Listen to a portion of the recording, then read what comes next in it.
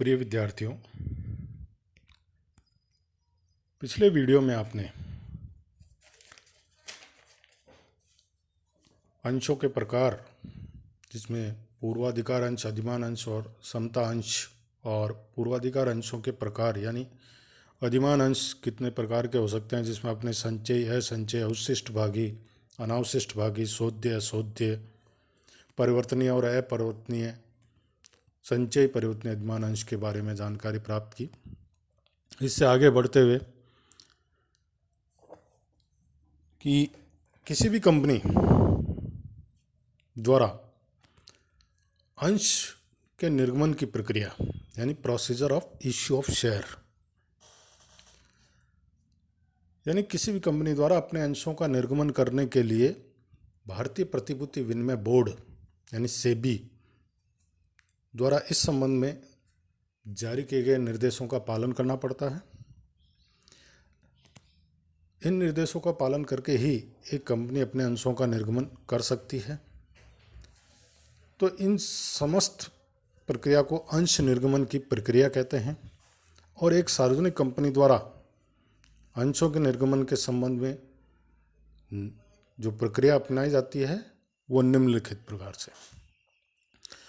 सबसे पहला फर्स्ट जो काम है वो है क्रय विवरण का निर्गमन, इश्यू ऑफ प्रोस्पेक्टस। दूसरा, अंशों के लिए आवेदन पत्र प्राप्त करना। तीसरा, अंशों का आवंटन करना। और चौथा, अंशों पर मांग राशि प्राप्त करना। सबसे पहला काम जो आता है क्रय विवरण का निर्गमन करना, इश्यू ऑफ प्रोस्पेक्टस। जैसे ही कंपनी का समामेलन प्रमाण पत्र प्राप्त हो जाता है, उसके पश्चात एक सार्वजनिक कंपनी अंशों को क्रय करने के लिए जनता को आमंत्रित करती है। इसके लिए वह क्रय विवरण निर्गमन करती है। क्रय विवरण में कंपनी अधिनियम के प्रावधान और सेबी के प्रावधान द्वारा जारी जो दिशा निर्देश है उनके अनुरूप अनेक विवरण देने होते हैं, जैसे कंपनी का इतिहास, मुख्य उद्देश्य, वर्तमान व्यवसाय, उसी प्रबंध के अंतर्गत अन्य कंपनियों का विवरण, कंपनी की स्थिति में वित्तीय निष्पादन, उस परियोजना की वर्तमान स्थिति, संभावनाएं, लाभदायकता जिसके लिए धन एकत्रित किया जा रहा है। तो निर्गमन की मुख्य विशेषताएं, रिस्क फैक्टर, वर्तमान निर्गम की शर्तें आदि, इन समस्त सूचनाओं की जानकारी क्रय विवरण के अंतर्गत प्रोस्पेक्टस जिसे हम कह सकते हैं उसमें निहित है। क्रय विवरण के साथ ही अंश आवेदन पत्र भी संलग्न होता है, जिसमें अंशों के लिए आवेदन करने की प्रक्रिया का विवरण दिया जाता है और भावी अंशधारी आवेदन पत्र में आवश्यक सूचनाएं भर करके उसे आवश्यक रकम के साथ कंपनी के बैंक के पास जमा करा देते हैं। तो ये क्रय विवरण जारी करती है कंपनी विभिन्न समाचार पत्रों के माध्यम से, विभिन्न जो सूचना प्रदान करने के साधन हैं उनके माध्यम से जो है अब कंपनी जो है क्रय विवरण जारी करती है। कुल मिला के क्रय विवरण एक इंफॉर्मेटिव यानी सूचनात्मक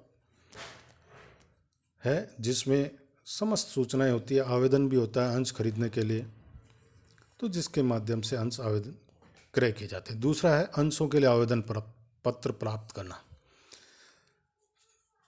क्रय विवरण में कंपनी के बैंक का उल्लेख होता है, तो कंपनी का बैंक इच्छुक विनियोजकों के आवेदन पत्र एकत्रित करता है और प्राप्त की गई राशियों के लिए आवेदकों की आवश्यक रसीद दे देता है और उसका तिथिवार लेखा अंश आवेदन खाता यानी एक शेयर एप्लीकेशन अकाउंट बैंक में खोला जाता है, जिसमें वे समस्त आवेदन पत्रों का लेखा करता रहता है।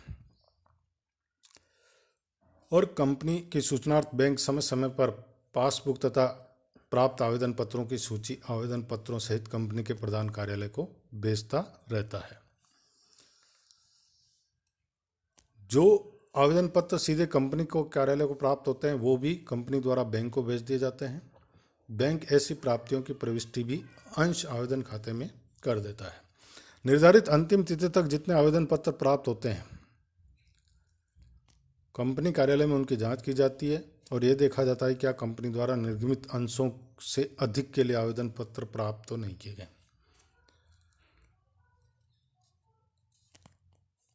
इस संबंध में यह ध्यान रहे कि कंपनी क्रय विवरण में उल्लिखित निर्गमित अंशों से अधिक अंश जनता को नहीं बेच सकती। यदि निर्गमित अंशों से अधिक के लिए आवेदन पत्र प्राप्त किए जाते हैं तो प्राप्त आवेदन पत्रों में से अनियमित और अपूर्ण आवेदन पत्रों को अस्वीकृत कर दिया जाता है।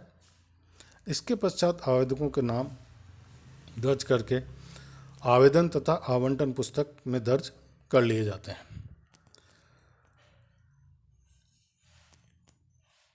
इसके पश्चात तीसरा जो महत्वपूर्ण काम आता है वो अंशों का आवंटन। अंशों के आवंटन से ऐसे अंशों को का आवेदकों में बंटवारा करने से है। यह कार्य जो है संचालक मंडल के द्वारा किया जाता है। कंपनी अधिनियम के अनुसार एक कंपनी के द्वारा अपनी प्रतिभूतियों का आवंटन तब तक नहीं किया जाएगा जब तक कि क्रय विवरण में बताई गई न्यूनतम राशि प्राप्त नहीं हो गई हो। आवेदन पर बताई गई राशि कंपनी के द्वारा चेक या अन्य किसी माध्यम से प्राप्त नहीं कर ली गई हो। एक सार्वजनिक कंपनी पर अंशों के आवंटन पर निम्नलिखित प्रतिबंध है, यानी ये कुछ शर्तें हैं। इन शर्तों की पूर्ति होने पर ही एक सार्वजनिक कंपनी अपने अंशों का आवंटन कर सकती है, जिसमें पहला है एक न्यूनतम अभिदान की प्राप्ति। कंपनी उस समय तक अंशों का आवंटन नहीं कर सकती जब तक कि उसे न्यूनतम अभिदान यानी मिनिमम सब्सक्रिप्शन की राशि प्राप्त न हो जाए। यह राशि आवेदन पर प्राप्त नकद राशि नहीं थी, वरन उसकी गणना अंशों के अंकित मूल्य के आधार पर की जाती है। न्यूनतम अभिदान राशि का उल्लेख क्रय विवरण में किया जाता है। सेबी के दिशा निर्देश के अनुसार कोई भी कंपनी तब तक अंशों का आवंटन नहीं कर सकती जब तक उसे संपूर्ण निर्गमन के कम से कम 90% के बराबर अभिदान प्राप्त नहीं हो जाता। यानी संपूर्ण निर्गमन, जो संपूर्ण निर्गमन है उसका कम से कम 90% के बराबर जो है अभिदान अगर प्राप्त नहीं हो जाता है तब तक कंपनी जो है अपने अंशों का आवंटन नहीं कर सकती। उदाहरण के लिए यदि किसी कंपनी के लिए न्यूनतम अभिदान राशि ₹9 लाख है और कंपनी 10 रुपये वाले 1 लाख इक्विटी अंश जनता को प्रस्तुत किए हैं तो अंशों का आवंटन तभी किया जा सकता है जबकि 90,000 अंशों के लिए आवेदन राशि कंपनी को प्राप्त हो जाए, यानी 90%। जैसे 1 लाख शेयर्स हैं, 10 रुपये वाले 1 लाख अंश हैं, तो 1 लाख का 10% 90% यानी 90,000 अंशों के लिए आवेदन राशि प्राप्त हो जानी चाहिए। सेबी के दिशा निर्देशों के अनुसार एक सार्वजनिक कंपनी के सम मूल्य पर निर्गमन की स्थिति में एक आवेदक द्वारा आवेदित अंशों की न्यूनतम संख्या 200 अंश होगी, जबकि अंशों का अंकित मूल्य 10 रुपये होगा। यानी मिनिमम जो है संख्या वह भी तय कर रखी है कि सम मूल्य पर अगर निर्गमन करती है कंपनी तो एक आवेदक द्वारा आवेदित अंशों की न्यूनतम संख्या कम से कम संख्या 200 होगी, जबकि अंशों का अंकित मूल्य 10 रुपये होगा। न्यूनतम अभिदान राशि का प्रतिबंध प्रत्येक निर्गमन पर लागू होगा। इस राशि के प्राप्त न होने पर निर्गमन रद्द माना जाएगा और आवेदकों से प्राप्त राशि को लौटाना होगा। दूसरा है अंकित मूल्य का कम से कम 5% भाग आवेदन पर लेना।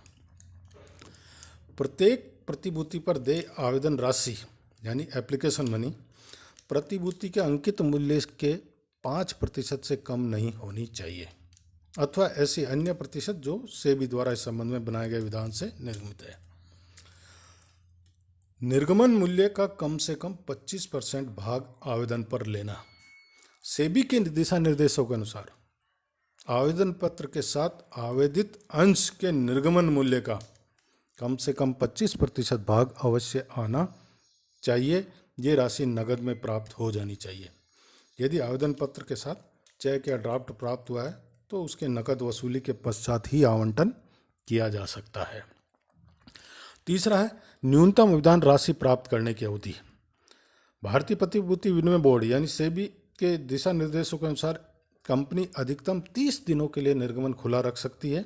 यदि कंपनी 30 दिनों के भीतर न्यूनतम अभिदान नहीं मिलता है तो आवेदकों से प्राप्त राशि अगले 15 दिनों में लौटानी होगी, अन्यथा 15 दिन की समाप्ति के पश्चात दोषी संचालकों और अधिकारियों को विलंब अवधि हेतु 15% वार्षिक दर से ब्याज देना होगा।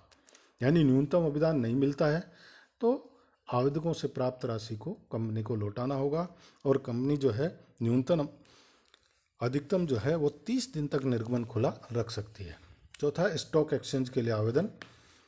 अंशों के जनता के निर्गमन से पूर्व कंपनी को किसी एक या अधिक मान्यता प्राप्त स्टॉक एक्सचेंज में उन अंशों के लेन देन की अनुमति हेतु आवेदन करना होगा। साथ ही क्रय विवरण में उन स्टॉक एक्सचेंज और एक्सचेंजों का नाम देना होगा जहां इस प्रकार का आवेदन किया। स्टॉक एक्सचेंज से आज्ञा न मिलना। यदि कंपनी को उपयुक्त आवेदन पर स्टॉक एक्सचेंज से अभिदान सूची बंद होने के 10 सप्ताह के भीतर अनुमति नहीं मिलती है और अंशों का आवंटन कर दिया जाता है तो यह आवंटन व्यर्थ माना जाता है। छठा है धन की वापसी। यदि कंपनी स्टॉक एक्सचेंज में उपयुक्त आवेदन प्रस्तुत नहीं करती है और उसका उपयुक्त आवेदन अस्वीकार कर दिया जाता है तो कंपनी को अंशों पर प्राप्त संपूर्ण धन लौटाना होगा, और कंपनी धन लौटाने के लिए उत्तरदायी होने के 8 दिनों के भीतर अगर धन नहीं लौटाती है तो 8वें दिन के पश्चात कंपनी और उसके संचालक व्यक्तिगत एवं सामूहिक रूप से उस राशि को ब्याज सहित चुकाने के लिए उत्तरदायी होंगे। इसके बाद आवंटन सूचियां तैयार करना। जब कंपनी अंश का अलॉटमेंट करती है तो आवंटन सूचियां तैयार करती है। संचालक मंडल की सभा में विचार किया जाता है। यदि निर्गमित अंशों से अधिक अंशों के लिए आवेदन प्राप्त हुए तो ओवर सब्सक्रिप्शन तो कंपनी को सेबी द्वारा संशोधित दिशा निर्देश का पालन करना होता है और इसके अनुसार 50% अंश ऐसे विनियोजकों द्वारा आरक्षित करने होंगे जिन्होंने 1000 से कम अंशों के लिए आवेदन किए। शेष 50% उनके लिए जिन्होंने 1000 अधिक अंशों के हेतु आवेदन किए हैं। दोनों श्रेणियों के लिए पृथक पृथक आनुपातिक विधि अपनाई जाएगी। छोटे विनियोजकों की सुरक्षा के लिए सेबी ने यह निर्देश बनाए। आवंटन प्रक्रिया कि जिन संचालक मंडल द्वारा अंशों के आवंटन के संबंध में जो भी निर्णय लिए जाते हैं उनकी प्रविष्टियां अंश आवेदन एवं आवंटन सूची के उचित खाते लेखा पुस्तकों में कर ली जाती है और उसके पश्चात आवंटन पत्र और खेद पत्र तैयार करके भेज दिए जाते हैं। जिन अंशधारियों को यानी जिन विनियोजकों को अंश अलॉटमेंट नहीं होता है उनको खेद पत्र भेजे जाते हैं। इसके पश्चात रजिस्ट्रार को आवंटन रिटर्न भेजना संपूर्ण कार्य होने के और अंश प्रमाण पत्र जारी करना, ये कार्य जो है इसके साथ किया जाता है। कई बार एक और पॉइंट जो आता है इसके अंतर्गत वो आता है अंशों का निजी रूप से निर्गमन, प्राइवेट प्लेसमेंट ऑफ शेयर्स। अंशों का निजी रूप से निर्गमन का तात्पर्य अंशों का चुने हुए व्यक्तियों के समूह जैसे भारतीय वित्तीय संस्थाएं, विदेशी वित्तीय संस्थाएं, पारस्परिक कोष, बीमा कंपनियां इत्यादि को अंशों का निजी रूप से आवंटन करना। पूर्णतः परिवर्तनीय ऋण पत्रों यानी फुल्ली कन्वर्टेड डिवेंचर या अंशतः परिवर्तनीय ऋण पत्रों पार्शियली कन्वर्टेड डिवेंचर को अंशों का निर्गमन करना भी अंशों का निजी रूप से निर्गमन है। इसके लिए कंपनी को एक विशेष प्रस्ताव पास करना होगा और इसे स्टॉक एक्सचेंज और कंपनी रजिस्ट्रार के पास फाइल भी करना होगा। एक और जो आता है आज का वर्तमान में जो चल रहा है वो है प्रारंभिक सार्वजनिक निर्गमन यानी इनिशियल पब्लिक ऑफर, जिसको हम सामान्य भाषा में IPO के नाम से जाते हैं। ये क्या होता है, जब कोई असूचित कंपनी, अनलिस्टेड कंपनी या नई कंपनी भारत में किसी मान्यता प्राप्त स्टॉक एक्सचेंज में अपने अंशों को सूचीबद्ध करवाने से तुरंत पूर्व जन साधारण को अपने अंश प्रस्तावित करती है तो ऐसे अंश निर्गमन प्रस्ताव को प्रारंभिक सार्वजनिक निर्गमन यानी IPO कहा जाता है। यानी उन सभी निर्गमनों को प्रारंभिक सार्वजनिक निर्गमन कहा जाता है जिनका उद्देश्य निर्गमित अंशों को भारत में मान्यता प्राप्त स्टॉक एक्सचेंज में प्रथम बार सूचीबद्ध करवाना हो।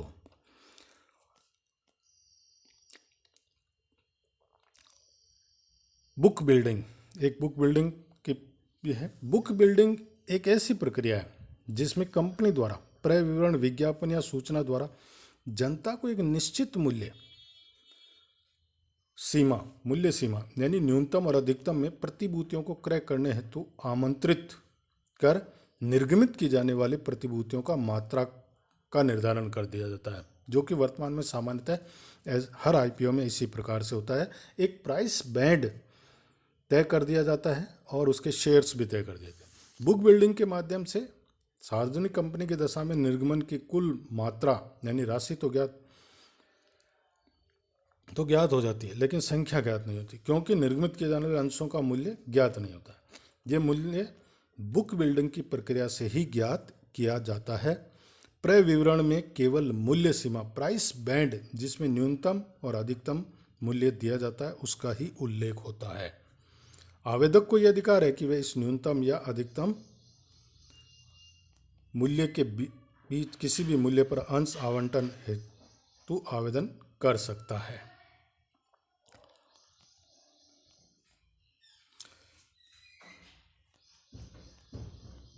सेबी रेगुलेशन 2009 के अनुसार एक निर्गमनकर्ता कंपनी क्रय विवरण जारी करके अपने सार्वजनिक निर्गमन का 100% तक बुक बिल्डिंग प्रक्रिया के माध्यम से जनता को प्रस्ताव कर सकती है। आजकल अधिकतर कंपनियां बुक बिल्डिंग से ही पूंजी निर्गमन करती है।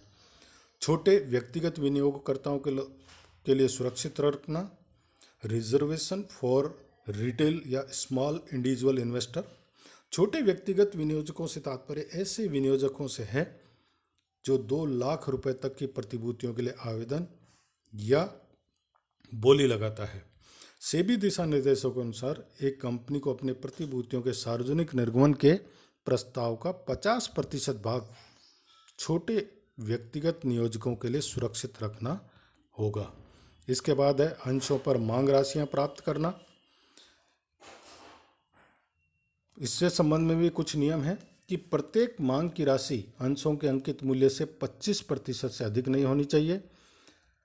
प्रत्येक अंशधारी को मांग संबंधी आवश्यक बातों की सूचना 14 दिन पहले मिलनी चाहिए। 2 लगातार मांगों के मध्य कम से कम 1 महीने का अंतर होना चाहिए। और सेबी के दिशा निर्देशानुसार यदि निर्गमन का आकार 500 करोड़ तक है तो निर्गमित अंशों के आवंटन की तिथि से 12 महीने के भीतर पूर्ण प्रदत्त हो जाना चाहिए। यह जो प्रक्रिया है अंशों पर